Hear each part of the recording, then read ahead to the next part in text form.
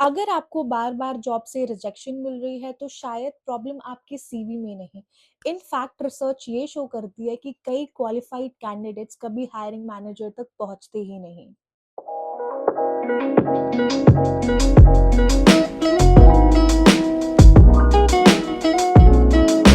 Hi everyone, my name is Chahat. I hope आप सब ठीक होंगे, स्वस्थ होंगे and in today's video I will be discussing the reasons why you are not getting hired. अगर आप बहुत टाइम से जॉब्स के लिए अप्लाई कर रहे हैं और आपको कोई भी रिवर्ट नहीं आ रहा है, तो प्लीज निराश मत होइए, क्योंकि जो आजकल का हायरिंग सिस्टम है वो मेरिट से ज्यादा फिल्टर्स, बायस और लक पे डिपेंड करता है। तो चलिए समझते हैं कि ये हायरिंग सिस्टम काम करता कैसे है। पहली चीज, most resumes are never seen by humans. आजकल कंपनीज एप्लीकेंट ट्रैकिंग सिस्टम का इस्तेमाल करती है, एटीएस, जो ऐसा सॉफ्टवेयर है जो आपकी रिज्यूम्स को स्कैन करता है। और रिसर्च के अनुसार 75% कैंडिडेट सिर्फ इसलिए रिजेक्ट हो जाते हैं क्योंकि उन्होंने अपने रिज्यूम में एटीएस कीवर्ड मैच नहीं करा होता।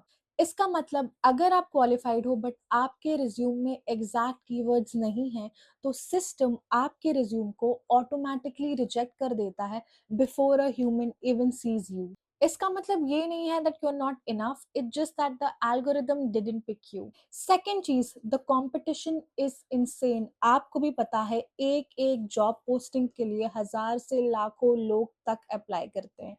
इसलिए हायरिंग मैनेजर्स के लिए एक एक सीवी को डीपली चेक करना नेक्स्ट टू इम्पॉसिबल हो जाता है।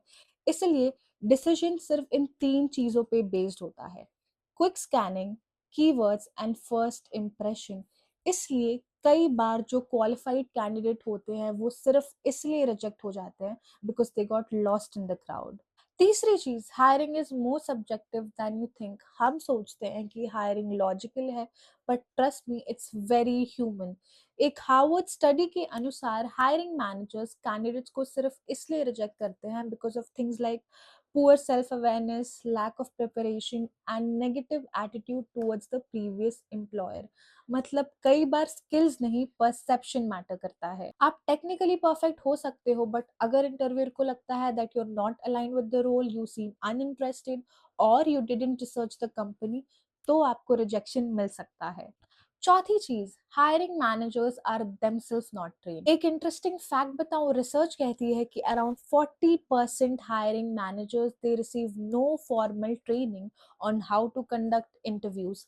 थिंक अबाउट इट, जिस पर्सन को डिसाइड करना है कि आपको जॉब मिलेगी कि नहीं, वो खुद इंटरव्यू प्रोसेस में ट्रेन नहीं है। Crazy, isn't it? इसलिए डिसीजंस कभी कभी बेस्ड होते हैं first impression, gut feeling and personal bias, not pure merit. पांचवी चीज, sometimes the job was never meant for you. I know ये सबसे फ्रस्ट्रेटिंग और कड़वा सच होगा, बट मेरी बात सुनो, कभी कभी कुछ कुछ कंपनियां घोस्ट जॉब पोस्ट करती है। मतलब जॉब रोल तो पब्लिक है, लेकिन रोल इंटरनली ऑक्यूपाइड है ऑलरेडी, बजट फिक्स नहीं हुआ है और कंपनीज अपना कैंडिडेट पाइपलाइन बना रही है। और हम यहाँ सोचते हैं कि भाई हमें कोई रिस्पॉन्स क्यों नहीं आ रहा, हम सिलेक्ट क्यों नहीं हो रहे, बट सच तो ये है कि वो जॉब रोल एग्जिस्ट ही नहीं करती। अगर आपको जॉब नहीं मिल रही, इसका मतलब ये नहीं है कि आप केपेबल नहीं हो, आप टैलेंटेड नहीं हो या फिर आपकी सीवी बुरी है।